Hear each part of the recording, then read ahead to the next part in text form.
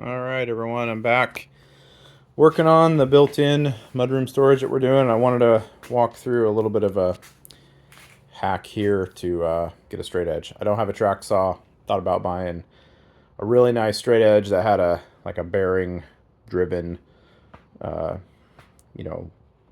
truck for the saw to mount to, but I figured I could save 178 190 80 bucks and just use the straight edge I have, which I think is just an Irwin straight edge. I got it years ago. I think I was maybe using it for drywall or something.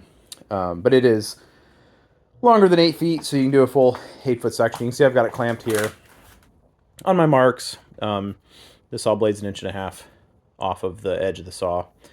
So marked, cut a 16-inch piece, so I marked 16, then obviously 1.5 inches. Clamped it here, clamped it on the end.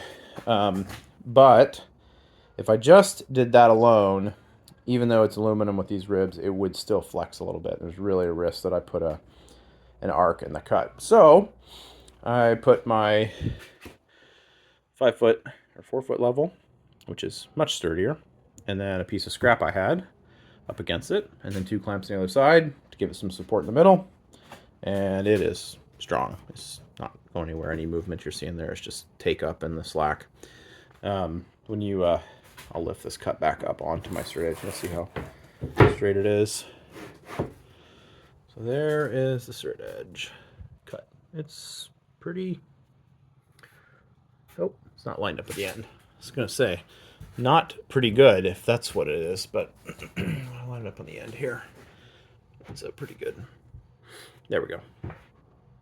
So you can see pretty good. A little bit of a gap, mainly because the board's at an angle here. If I lay this flat, it would be perfect. So if you don't have an actual track saw or a guide for your saw, that works. In a pinch, you could probably do this a bunch of different ways.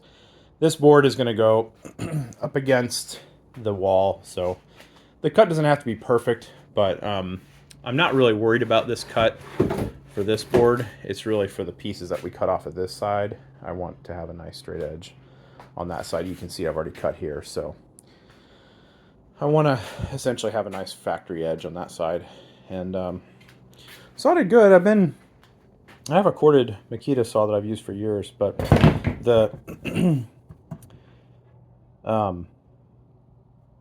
the guide here is actually bent on it. I can't think of the name of that. The guide is bent, so it actually puts a bevel on all the cuts, and I can't get it at 90. So I'm using this guy, which I got a couple years ago, and it's great. Yeah, it's fantastic. It's got the bigger 20 volt. I don't know what they call it. I guess there's a special name for the 8 amp hour batteries. They can actually put out more juice. I don't know if it's just XR.